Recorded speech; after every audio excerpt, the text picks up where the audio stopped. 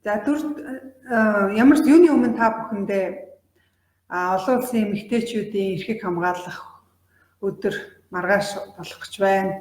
Ер нь хамт олон гэр бүл, найз нөхөдийн хүрээнд энэ баяраа өнөөдрөөс эхлээд тэмдэглээд эхэлчихсэн байна. Гадуур маш хөдөлгөөнтэй, баярын урамсгалтай сайхан юм бас хүсэн хүлээдэг нэг баярын нэг. Тэгэхээр энэ лайвыг үзэж байгаа болон Тинтормынхоо нийт хэрэглэгчид ер нь Монголынхоо олон сайхан эхчүүдэд, эмэгтэйчүүдтэй Мартын 8-ны баярын мэнд хүргье. Та бүхэн минь урт наслаарай, удаан жаргаарай гэж хүсээрэй. За хагас дөрөвт өдөр болгоны 15 цагаас бид нар тодорхой сэдвийн хүрээнд лайв хийгээд одоо энэ маань 7-8 дахь дугаар маань явах гэж байна. Тэгэхээр өнөөдрийн ярих лайвын маань сэдэв болохоор илэгний өрөвсөл, илэгний өөгчлөлтийн талаар яригдана. За ер нь бол манай монголчуудын хувьд ер нь энэ илэгний өвчлөл маш их байдаг. Ер нь нас баралтын үндсэн шалтгаан нь илэгний өвчлөл байдаг учраас энэ нь бид бүхний хувьд бас заавал мэдэх ёстой тэрхүү сэдв юм байгаа. За илэгний өрөвсөл, илэгний өөгчлөлт маань хүндэрсэн шатандаа ороод ирэхээр илэг сорвжих, илэг хатуурах. За тэгээд цаашлаа бусад ийм одоо гадаад хүчин зүйлээс болоод ялангуяа БЦ вирусээс болоод илэгний одоо цирроз хатуурлаас гадна цаашаа бүр хавдар руу ордог байгаа. Тэгэхээр их өргөн сэдв учраас би илэг гэдгийг 2 удаагийн лайв болгож хуваасан байгаа. Тэгэхээр өнөөдрийнх нь болохоор илэгний өрөвсөл, илэгний өөгчлөлтийн талаар онцолж ярих юм аа. За манай монголчуудын дунд 3 сая хүмүүсийн дунд энэ илэгний өвчлөл, илэгний одоо илэгний гэмтэлтэй холбоотой өөрчлөлтүүд бол маш их байдаг учраас за тухайлах юм бол энийг тоо баримтаар хэлэх юм бол 100 мянган хүн тутамд энэ илэгний хавдрын өвчлөл Монголд одоо дэлхийд номер 1-т явж байна. Өөрөөр хэлбэл 100 хүнд ногдох илэгний хавдартай хүнийхэн тоогоор манай монголчууд дэлхийд номер 1-т явж байгаа ийм одоо харамсалтай мэдээ байдаг. За тэгээд илэгний өвчлөлөөр өвчлөж байгаа хүмүүсийн тоо нь бол дэлхийн дунджаас 8 дахин өндөр байгаа гэсэн ийм үзүүлэлтүүд бол энэ дэлхийн эрүүл мэндийн байгууллага болон манай Монголын эрүүл мэндийн байгууллагаас гаргасан байдаг. Тэгэхээр эндээс бид нэр юг харж болж байна гэхээр ерөөсөө илэгний өвчлөл бол маш их түгээмэл юм байна. Энэ нь бас хэд хэдэн хүчин зүйлтэй холбоотой байгаа гэж үздэг. Тэгэхээр эний түүхийг нь ерөнхийдөө бас судлаад үзсэн.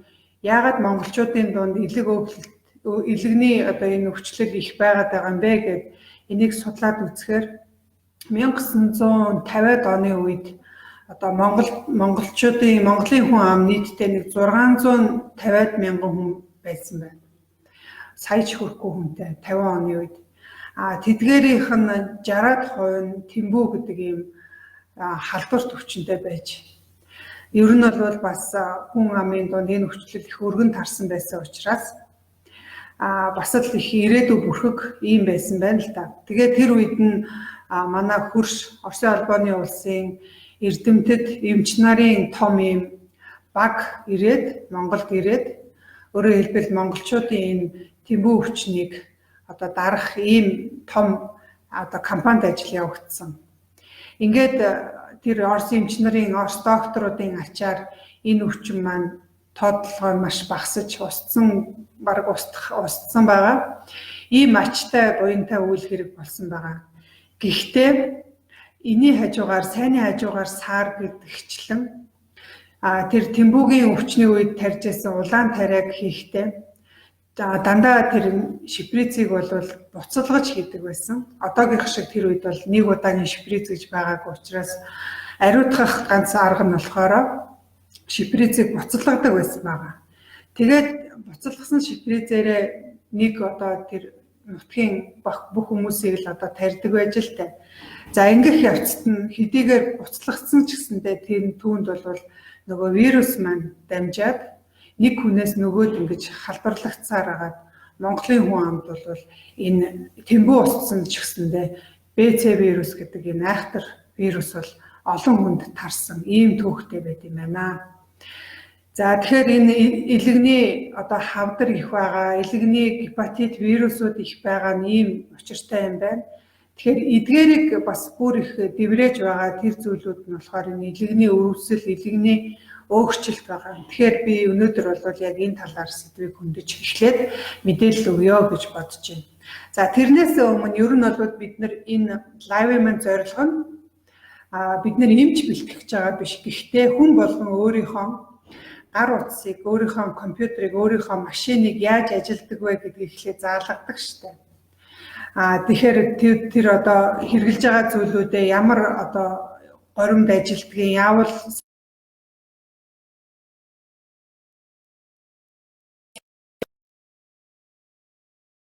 бие эрхтнийг бас мэдэж авах хэрэгтэй. Тэр үүднээс бас тодорхой юм эрүүл мэндийн боловсролыг та бүхэнд олгож аваа.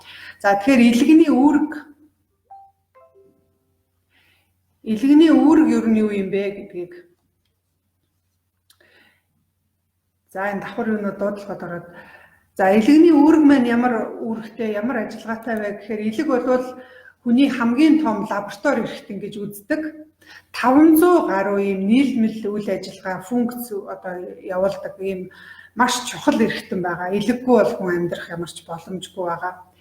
Тэгэхээр энэ олон үйл ажиллагаа 500 гаруй ийм нийлмэл ийм үйл ажиллагаануудыг нь яг нэг үндсэн нэг 5 6 одоо ийм гол үйл ажиллагааг нэрлэх юм бол илэг нэгдүгээрт ядгүй гэхээр хүний биед хоол унднаас орж ирсэн шимт хижээлийн бодис байгаа. Тэр шимт хижээлийн бодис, эрдэс бодис, витамин эдгээрийг бол өөртөө бол нөөцлөх үүргийг гүйцэтгэдэг байна.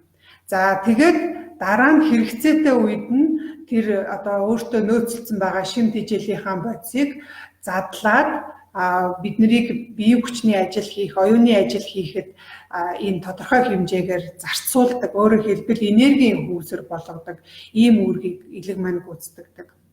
За мөн илэг бол өөртөө нөөцлсөн тэрхүү одоо жишээ нь уурах ч юм уу тэр шимт хижээлийнхаа бодисуудыг бидний цусны эргэлтэнд оруулж цусны урсгалд нийлүүлж байдаг ийм үүргийг бас гүйцэтгэдэг. За бас нэг чухал үүрэг нь болохоор бидний эзсэн хоол хүнснээс, хэрэгжилж байгаа ахуйн бүтээгдэхүүнээс, ууж байгаа эм тарианаас одоо орж ирсэн, цуснд ороод ирсэн тэрхүү хорт бодисуудыг хоргоожуулах ийм үүргийг гүйцэтгэдэг. За тэгээд хоргоожуулсан цусаа буцаад одоо биеэр маань тархаад тэр хортой хэсгийг нь цуглуулад цүс болгон ялгаруулад цүсний хүүдийгээр дамжиж тэгээ хоол боловсруулах замд ороод нарийн гэц тэгээ цаашаа бидний бүдүүн гэц гээд ингээд биеэс гадагшилдаг. Өөрөөр хэлбэл хорт бодисыг гадагшлуулах ийм үүрэгт бас илэг маань үүрэг гүйцэтгэдэг байна. За мөн цусны урсгалд ороод ирсэн янз бүрийн нянгуудыг бол шүүх юм шүүлтүүрийн үүргийг гүйцэтгэдэг. За мөн илэгний нэг чухал үүрэг нь болохоор илэг муутай хүмүүс чинь хамраас нь цус гараад байдаг штэ бид нар энийг мэддэг те хамраас цус гараад нь яагаад байгаа юм болоо гэдээ асуухаар илгээний үзүүлээрээ гэд яриад байдаг нь ямар учиртай юм бэ гэхээр илэг бол цус бүлэгнүүлэхэд оролцдог. Өөрөөр хэлбэл тэр уургуудыг цусны бүлэгнэлийг хангаж байдаг уургийг нийлэгжүүлэх ийм үүргийг гүйцэтгэдэг гэдэг их олон үүрэгтэй эрхтэн байх нэ. Тэгэхээр бид нар ямар ч ихлээд илэгнийхээ үйл ажиллагааг үүргийг бол мэдээд авчлаа. За илэг бол өөрөө сайн төлждөг эрхтэн тийм ээ. Жишээ нь илгийг одоо баруун зүүн дэлбэн гэд хуваагаад за тэрийг нь дахиад дотор нь 4 хуваагаад нийтдээ илгийг бол 8 сегментэд хуваачдаг.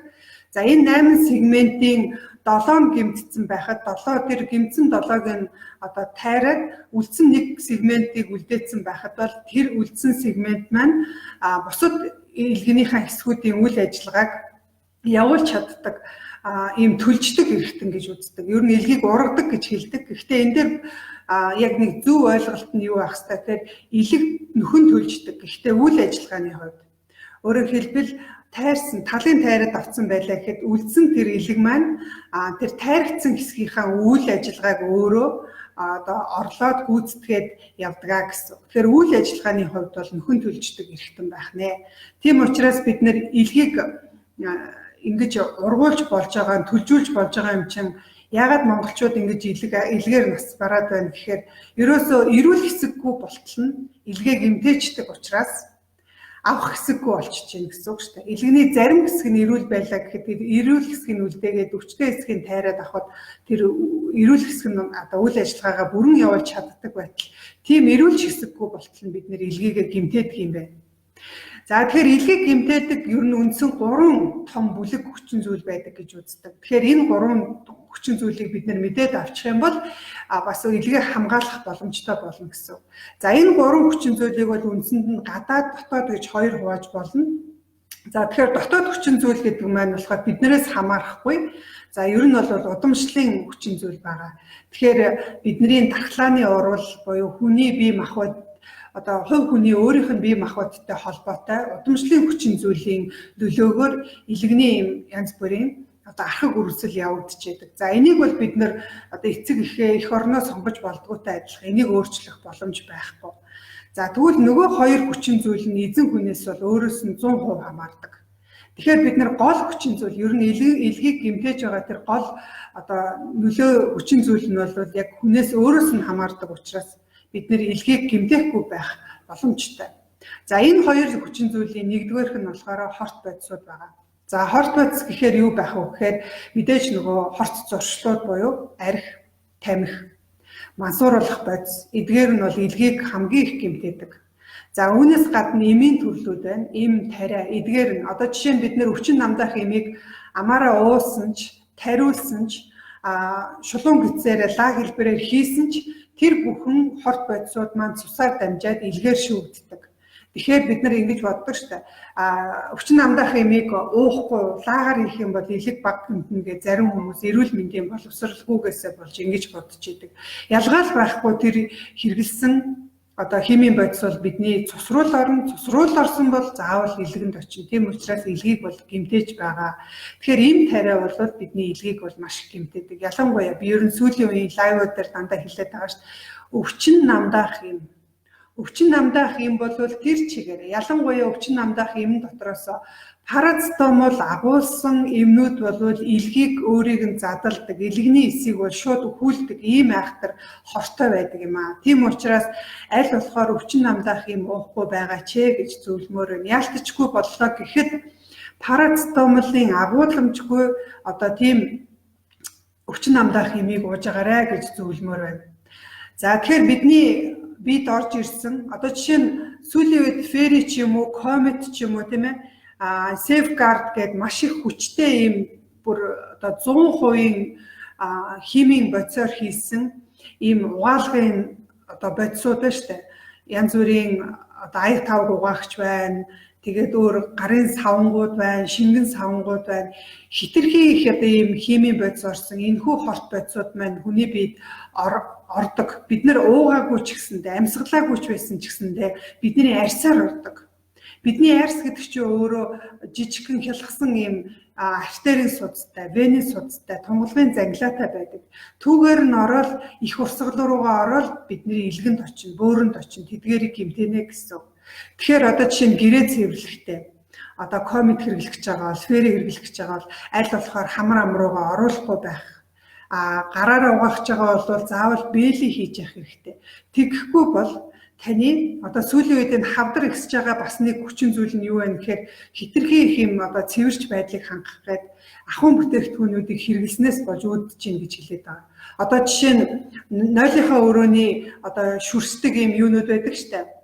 Агааржуулагч гэдэг байдаг. Энэ агааржуулагч гэдэг чинь ерөөсөө тэр чигээрээ 100% химийн бодис. Тэр химийн бодис бол бидний агаар одоо амьсгалын замаар орно. Ингээл бидний амьсгалаар ороод ирсэн юм чи уушгаараа дамжаад эргээл цус руугаа орно гэсэн. Тэгэхээр энэ химийн бодисыг бид нэр хэрэгжилж байгаа. Тэгээд дээр нь бидний идж байгаа хоол ундын дотор одоо жишээ нь кетчуп ч юм уу цуу байна те сой одоо цуу байна. Энэ бүхэн чинь тэр чигээрээ химийн бодис явж байдаг. Маш их хэмжээгээр нитратын давс, маш их хэмжээний одоо юутай нөөшлөгч бодиснууд орсон байгаа. Тэгэхээр энийг бид нэр хоолоороо, арьсаараа, усаараа амьсгалаараа ингээд аваад байхаар энэ бүхэн чинь яг явж бидний бөөрөөр дамжина. Явж бидний илгээр дамжина. Тэгэхээр энэ эрхтнүүд маань шүүхийн тулд өөрийнх нь эсүүд гэмтээд байдаг юм аа. Тийм учраас энэ химийн бодис, эм тариа, арх дарс энэ бүхнээсээ өөрийгөө бас тодорхой хэмжээгээр хамгаалж байгаарэ гэж хэлмээр байна. Ер нь бол химийн бодисын тун хэмжээ, хэрэгжилж байгаа хугацаа, тэгээд тухайн хүний өөрийнх нь бие махбодынх нь онцлог байна. Тэгэхээр энэ олон хүчин зүйлээс хамаарат зарим хүнд бол шинж тэмдэг нь мэдэгдэхгүй өнгөрдөг. Одоо хордлого орсон бол тэр хортой бодисонд хорцсон нь мэдрэгдэхгүй өнгөрдөг. Зарим тийм мэдрэмтгий юм уу эсвэл архаг хуч өвчтөе хүмүүсийн хувьд бол ханиалгах юм уу эсвэл их хэмжээгээр салтууд ялгардаг. Одоо амьсгалаар нь нус цэр нь ихсээд эхэлдэг. Зарим хүмүүсийн хувьд бол биеэр нь ингэж янз бүрийн тууралтууд, захтнаанууд гардаг. Энэ бүхэн чинь юу гэж ойлгох вэ гэхээр бидний биед хорт байдас орж ирээд түүнийг бидний бөөр илэг шүүгээд шүүж чадахгүй хэмжээнд болоод ирсэн үедээ л бидний энэ арьсаар, амьсгалаар гадагшилт юм байна. Өтгөнөөр шингэнээр гадагшилж чадахгүй тэр хэмжээнд одоо цэвэрлж чадахгүй болоод дийлхэн болоод ирэхээр бидний энэ амьсгалаар бидний арьсаар туурж байгаа юм шүү гэдгийг бас ойлгох хэрэгтэй байгаа. За манайхан нэг сүүлийн үед бас хэрэглэх нь багасч чадсан юу их иддэг байсан гэхээр монголчууд хөгзийг их сайн гэж үзээд хөгзтэй ааруул иддэг байсан шүү дээ. Тэгэхээр хөгз гэдэг чинь өөрөө мөөгөнцөр. Гэхдээ яг нөгөө эмэгтэйчүүдийн өтрөөнд байдаг мөөгөнцөр тэрнтэй адилхан биш л дээ. Хүнсний мөөгөнцөр гэж тустай юм байгаа. Тэгэхээр энэ мөөгөнцөр бол өөрөө хорт бодис ялгаруулдаг. Ер нь ямар ч амьд биетэн өөрөөсөө ялгадас гаргана шүү дээ. Ялгадас гаргана. Тэгэхээр тэр ялгаруулж байгаа одоо ялгадсан нь өөрөө хор болж одоо хүний биед үйлчлдэг байгаа. Тэгэхээр энэ хорын нөлөөгөөр одоо бид нар хөгцтэй ямар нэг юм талах ч юм уу хөгцтэй ямар нэг юм идлээ гэхэд тэр бол илгээр л дамжина. Ингээд удаан хугацаагаар бидний биеийг хорт бодисыг цэвэрлсээр хагаад илэгмэн сүлдээ өөрөө хавдраар өвчлөдөг. Хавдар үүсэх юм эрсдлийг ихсэгдэг юм байна. Тэгэхээр бид нар илгийг гэмтээдэг гадаад хоёр хүчин зүйлийн нэгдүгээрх нь болохоор хорт бодисууд байдаг байна. За хоёрдугаар одоо шалтгаан нь юу байгаа вэ гэхээр илгийг гэмтээгч вирусууд байгаа. Илгийг гэмтээгч нянгууд байгаа. Өөрөөр хэлбэл гаднаас орж ирсэн, бидний цус руу орж ирсэн тэрхүү вирусууд. За энэ бол бүхэл бүтэн нэг сэдв учраас бид нар дараагийнхаа 7 хоногийн лайваар энэ тухай ярина. За тэгэхээр хорт бодис дээр нь вирусууд бол илгийг хамгийн их гэмтээдэг юм байна гэдгийг мэдэж авлаа. За илэг өөхлөхөөс илэг шууд цирроз болоод илэг шууд хавдар болчдоггүй. Тодорхой 5 жил, 10 жил гээд хугацаа бас ордог. Тэгэхээр бид нэр түүнийг нь анзаардаггүй. Ягаад тэгэхээр илэг бол өөрөө бидний дүлийн эрхтэн гэдгийг хүн болгон мэддэг штэ тий. Дүлийн эрхтэн гэдэг чинь юу гэсэн үг вэ гэхээр түүнд мэдрэлийн эсүүд, мэдрэлийн судсууд байхгүй л гэсэн үг. За бид нар жишээ нь гарн дээр ингээд хатгахад өвдөхгүй байх, арьсан дээр ингээд хатгахад өвдөхгүй байх тийм цэг бол олддоггүй. Ягаад тэгэхээр арьс маань өөрөө мэдрэлийн эсүүдтэй мэдрэлийн судсуудтай байдаг учраас бид нар гарн дээрээ хүрэхэд хатгахад дандаа өвднө гэсэн. Тэгвэл илгэнд тийм мэдрэлийн судас байдаггүй бахнэ. Илгэнд тийм мэдрэлийн эс байдаггүй бахнэ. Тийм учраас илэг бол биднэрт өвдөж мэдрэгддэггүй. Ихэнхдээ хэнэггүй явсаар агаад бусад зэрэгэлдээ хэрэгтнүүдэд дарах хавдар томроод бусад эд эрхтнүүдэд шахаад тэр бусад эд эрхтнүүдийн мэдрэлийг дарснаас болж өвдөлт мэдрэгдэх ийм шинж тэмдгээр эмнэлэгт ханддаг байх нь. За тэгэхээр бид нэр илгээ бүр цирроз болгоод хатуурл болгоод хавдар болохоос өмнө бас өмнөх нэг шат өвчлөл байна л да. Тэр өвчлөл нь юу ах вэ гэхээр илгэний өрөвсөл гэж байна, илгэний өөгчлөлт гэж байна. За тэгэхээр илгэний өөгчлөлт бол ер нь манай монголчуудын дунд маш илбэг болчихсон. Ялангуяа 30-аас дээш насны хүмүүсийн хувьд илгэний өөгчлөлт бол илбэг тохиолдож байгаа. Залуучууд маань нэг 25 өнгөрөөд 30 хүрээд ирэхээрээ гүзээ суугаад эхэлдэг штэ. Энэ юу вэ гэхээр ерөнхийдөө илэг өөгчлөлт явагдаж байна л гэсэн. Тэгэхээр энийг тоодоггүй. Буйны тарга гэл ингээ яваад байдаг. Гэтэл илэг өөгчлөлт гэдэг маань өөрөө илэг хатуурлын урдл шат гэж ойлгож байна. Өөрөөр хэлбэл илэг өөгчөөд тэгээд түүнийг эмчлэхгүй яваад байх юм бол илгэнд соривжилт явагдана. Тэгээд илгэнд хатуурал явагдаад тэгээд дараачийн шат нь болохоор илгэний хавдар болж хуурж байгаа. Тэгэхээр бид нэр илэг өөхлөлтөд тарган байгаа бол энэ маань илгэний хатуурал явагдах гэж байна шүү гэдэг ийм тохиог бас авч явах хэрэгтэй байгаа. За тэгэхээр өөгчлөлт маань дотроо өөрөө хоёр үндсэн ийм хэлбэрт хуваагддаг. Нэгдүгээрх нь болохоор архинаас хамааралтай, архины хамааралтай илгэний өөгчлөлт, архины бус шалтгаантай илгэний өөрчлөлт гэсэн ингэж хоёр хуваагддаг. За тэгэхээр архины одоо хамааралтай архинаас шалтгаантай илгэний өөгчлөлт гэхээр ерөнхийдөө архи хэрэглэвэл илэг өөгчөөд архиа хэрэглэхээ болонгот тэр өөгчлөлт нь зогсдог. Өөрөөр хэлбэл эргэх процесстэй гэсэн үг. Тэгэхээр бидний бид явагдаж байгаа процесс бол эргэх болон үл эргэх процесс гэж хоёр хуваагддаг. Жишээ нь хөгшрөлтийн процесс бол үл эргэх процесстэй.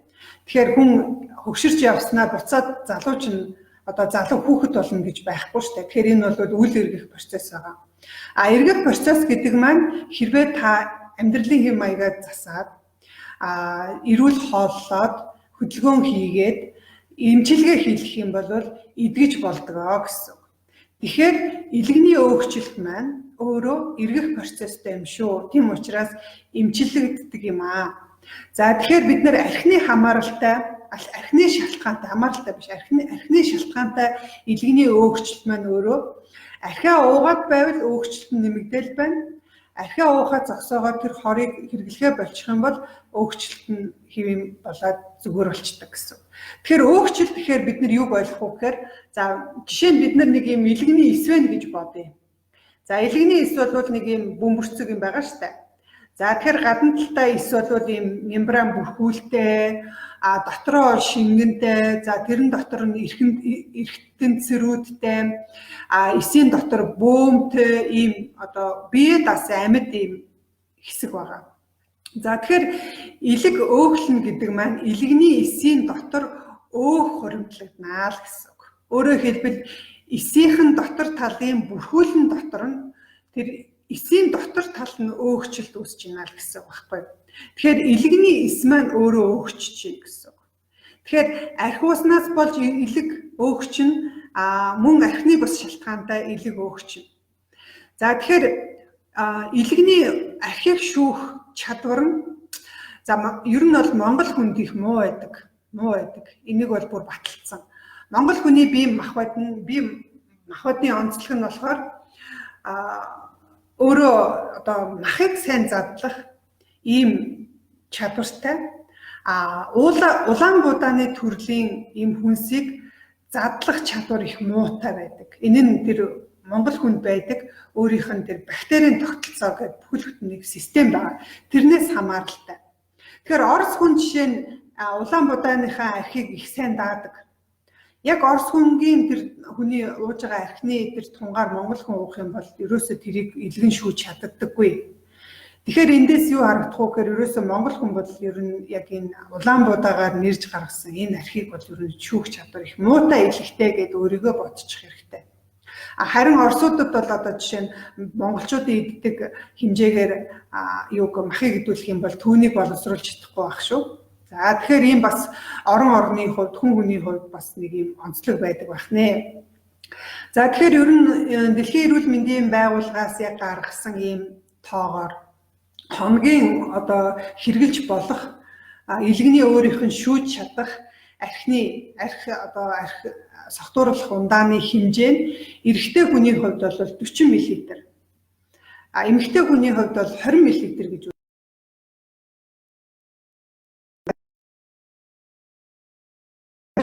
одоо жишээ нь залуучууд бол дундаа нэг 750 мл-тэй архи тавьчаад хуваагаад уучдаг. Энд чи юу гэсэн үг вэ? 375 мл-ийг уужна. 40 мл-ийг шүүж чадах илгээр 10 дахин хэмжээний хорыг уужна гэсэн. Инхээр яг уу илэг маань ер нь тэр хороо шүүж чадхаан болоод эхэлдэг. Ер нь бол архи их уудаг хүмүүсийн биенээс нь архи нэвштэл үнэртэй эхэлдэг нь илэг тэр хорыг шүүж чадхаа болсны нэг шинж байдаг. За тэгвэл бид нар ер нь одоо согтууруулах ундааг зохимжтой хэмжээгээр хэрэглэх нь бол бас хэрэгтэй гэдэг байгаа шүү дээ. Ер нь арх яг цэвэр ингээд цэвэршүүлсэн сайн одоо арх болвол яг эмчилгээний журмаар хэрэглэх юм бол суд садуурлаас бас сэргийлдэг юм сайн тал байгаа. Гэхдээ хэмжээг нь тохируулах хэрэгтэй тийм ээ. За тэгэхээр бид нар бол тэр нормосоо хэд дахин давсан хэмжээтэй л хэрэглээд байгаа учраас элэг маань гэмтээд байна л гэсэн үг байна шүү дээ. За архины шалтгаантай элэг өөгчлөлт бол амдаршгүй гаднаасаа хараад шууд мэдэгдэнэ. Одоо ерөөсөө ингээл гудамжинд явж байгаа хүмүүсийг харахад энэ хүн элэгний өөгчлөлттэй байна, архины шалтгаантай элэгний өөгчлөлттэй байна гэдгийг хинч хараад танихаар тийм амархан байдаг. Тэр нь юу вэ гэхээр биеийн одоо бусад хэсгүүдээр одоо гар, хөл хэсэгтэй чээж хэсгээр бол хэвийн өөгчлөлт нь хэвэн. Тэгсэн хэрнээ яг энэ хэвлэх хэсгээрээ болохоор ийм жирэмсэн хүн шиг ийм цүдгэр ийм байдаг. Элэгний одоо архины шалтгаантай элэгний одоо өөгчлөлт нь. Тэгээд одоо тарган хүний хувьд бол одоо жишээ нь ингээд гидсэн дээр нь ч юм уу, гарн дээр ч юм уу ингээд бариад үзэхэд ийм зөөлхөн байдаг бол элэгний ийм одоо хамааралтай, элэгний гаралтай таргалтын үед бол хатуу байдаг. Ингээ хүрээд үцхэд хатуу. Жирэмсэн үнийг эцэнд хүрэхээр юм зөөлөн биш хатуу байдаг шиг элэгний ийм таргалалт өөгчлөлттэй таргалтай эцэнд хүрэхэд бол хам хатуу байдаг. Тэгэхээр энэ нь голчлон эрэгтэй хүмүүст л их байгаа л да.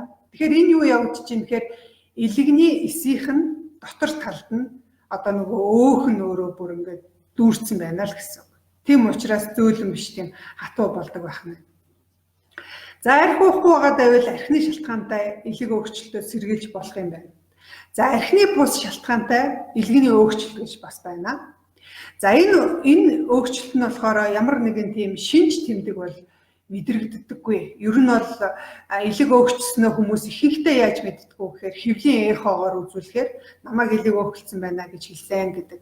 За эсвэл бүр сайн илүү одоо наривчлсан онцлогоонууд байна тийм ээ, биопси байна, элэгнээс нь ингээ хатгаж үздэг, эд авч жагаад үздэг ийм биопси шинжилгээгээр болно. Мөн MRI гэж байдаг тийм. Тэгэхээр ийм MRI шинжилгээ эдгээрийн тусламжтайгаар бол элэг өөгчлснийг мэдэж болдог.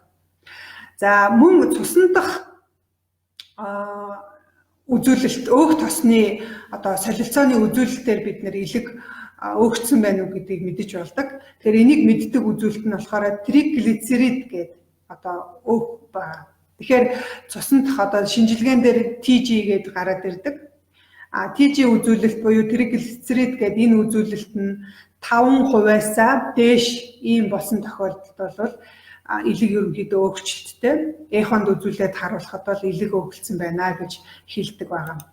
За тэгэхээр манай дээр бол манай тенторум төмдөр бид нар бас тусгай юм аппаратуудын тусламжтайгаар заавал цуснаас нь ингэж юу авахгүйгээр, шинжилгээ авахгүйгээр, элэгний эхогоор үзэхгүйгээр ерөнхийдөө дотор өөхний хэмжээгээр болон одоо элэг цусны үйл ажиллагааны үзүүлэлтээр элэг өөгчлсөн байгааг нь бол бас бид нар мэдэж болдог. Ер нь бол за та элэгний өөгчлөлтөй байна гэж одоо хэлэхдээ тийм гэсэн би одоо эход үзүүлэхэд намайг элэг өөгчлсөн гэсэн гэж ихэнх хүмүүс маань хэлдэг байгаа. Тэгэхээр та нар бас энэ сар болгоны 2 дахь 7 хоногийн 3 дахь 4 дахь явагддаг манай үнэгүй тестийн өдрөөр бас ирээд үйлчлүүлээд бас энэ тухайгаа мэдэж болох юм байгаа. За элэгний өөгчлөлт маань 3 шаттай явагддаг. Ер нь бол эхлээд мэдээж хүн өнөөсөө хүндэрч таараа. За эхлээд элэг бол өөгчнө. За өөгчсний дараа юу явагдах вэ гэхээр элэгний өөгчлөлтөөс үүдэлтэй өрөвсөл явагдана. За тэрний дараагаар бүр хүндрээд ирэхээр бол фиброз гэж явагддаг. Фиброз. За энэ фиброзыг бол хүмүүс бас тэр болтлон сайн мэддэггүй. Циррозтой бас андуурах тохиолдол байдаг. Тэгэхээр элэгний фиброз гэдэг маань юу ах вэ гэхээр за түрүүн би ярьсан шүү дээ. Элэгний эсийн дотор өөхөн юм тусал үүсэж байгаа. Элэгний эсийн дотор өөх ингээ хоримтлагдчихж байгаа. Тэгэл та одоо архиа уугаад байдаг юм уу? Эсвэл нөгөө элгийг гэмтээдэг тэр хоол хүнсээ хэрэглээд байлаа гэхэд тэр өөх тосууд нь нэмэгдээл байна. Тэгээд нөгөө эс маань өөрөө бүрхүүлэн тодорхой юм хэмжээний одоо юу агших сунах чадвартай.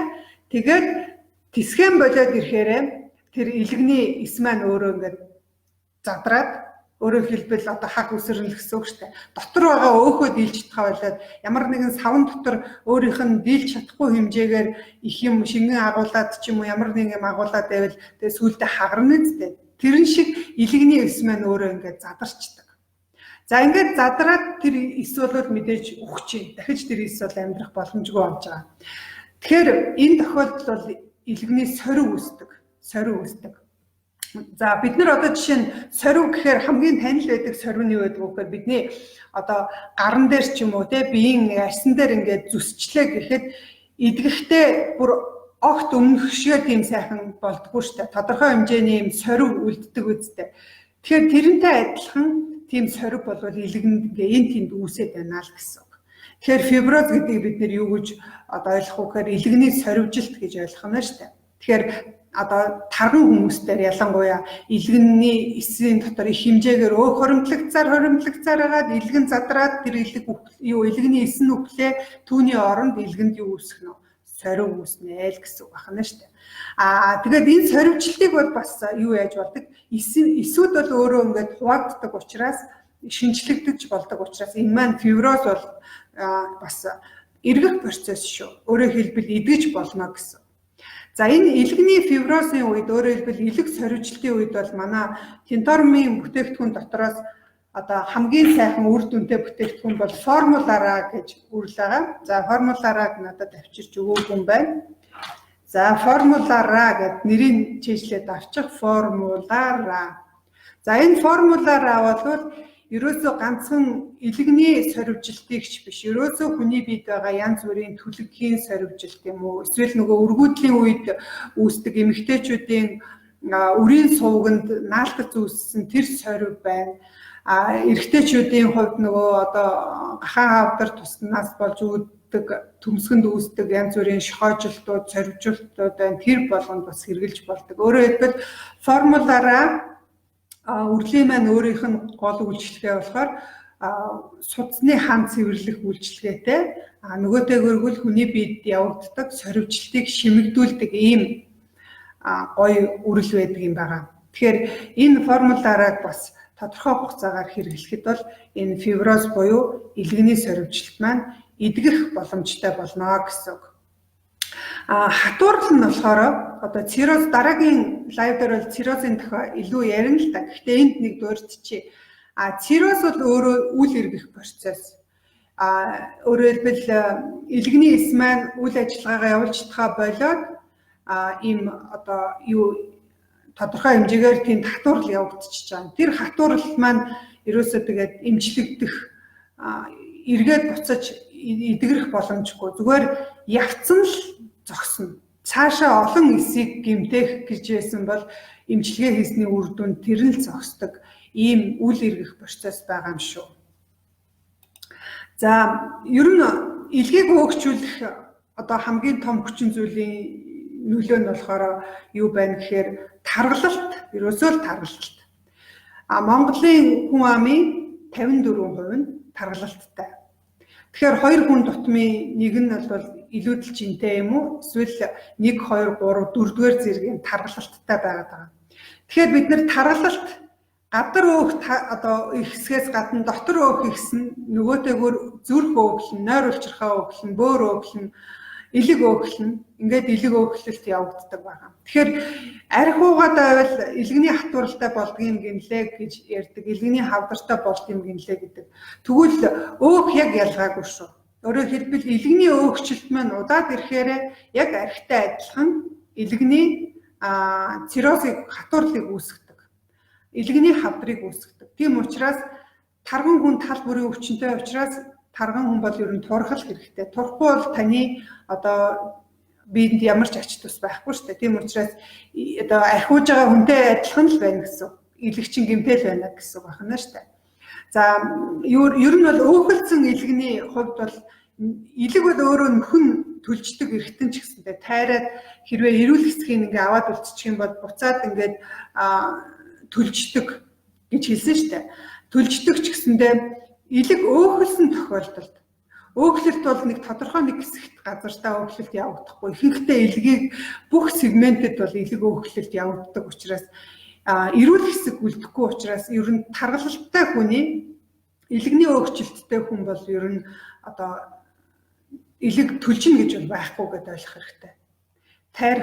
Тайраад үлдэх хэсэг, эрүүл хэсэггүй л болно гэсэн. Тийм учраас бид нар бол энэ илгээ өөхлөхөөс хамгийн түрүүнд эхлээд сэргийлж сурах хэрэгтэй байна. За тэгэхээр энэ өөрчлөлтийн шалтгаан бол хамгийн түрүүнд таргалалт гэж хэллээ. Нөгөөтэй гүргэл хөдөлгөөний дутагдал байгаа. Тэгэхээр хөдөлгөөн дутагдаад ирэхээр чи ерөөсөө хүний биеийн хамаг одоо тэр процесс бол өөрөө удаашрж байгаа шүү дээ. Бүх процесс. Уургийн солилцоо, нүүрс усны солилцоо, өөх тосны солилцоо, эрдсийн солилцоо. Тэмээ бүх солилцоо маань ингээд хямарж байгаамаа. Тийм учраас энэ хөдөлгөөний дутагдaltaй байвал одоо танд илэгний өөрчлөлт үүсэх шалтгаан бас болно. Та таргалттай биш байсан ч гэсэндээ тарган хэвийн жинтэй байсан ч хөдөлгөөний дутагдaltaй л байгаад байх юм бол таны илэг өөхлөх юм боломжтой болно гэсэн. За тэгээд бас нэг чухал одоо шалтгаан болохоор буруу хооллолт байгаа. Буруу хооллолтын дотроо мэдээж нөгөө өөх тостой хоол орж ирэн тэр бол транс өөх буюу одоо муу холестерин агуулсан тэрхүү хүнс хоолууд одоо бясалгууд байна, янз бүрийн одоо маргарин байна. За тэгээд их хэмжээний нөгөө өөх байна, тийм ээ, амтны гаралтай өөхнүүд байна. Эдгээр нь болохоор хүний одоо илэг өөхлөхөд нөлөөлдөг.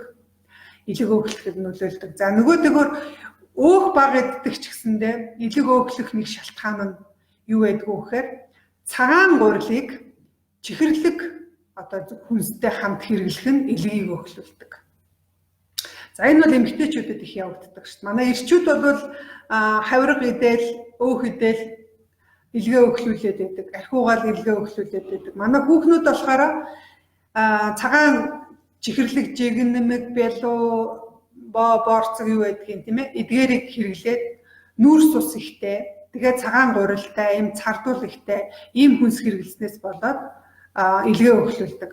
За мөн хийжүүлсэн ундаа бол бас байна. Хийшүүлсэн ундаа бол илгийг өөхлүүлдэг байх нь бэлэн гоймон байна тийм ээ. Ер нь таранс өөх, хансан тосны одоо хүчил агуулсан ийм хоол хүнснүүд маань бидний илгийг өөхлөдөг. Тэгэхээр эднэрээс л зайлах хэрэгтэй тийм. Одоо жишээ нь чипс гэж яриад байдаг. Чипс гэдэг бол өөрөө тэр чигээрээ транс өөх явж байгаа. Илгийг өөхлүүлнэ л гэсэн. Тэгэхээр бид нар энэ одоо юунаас бол бас татгалзах хэрэгтэй байгаамаа.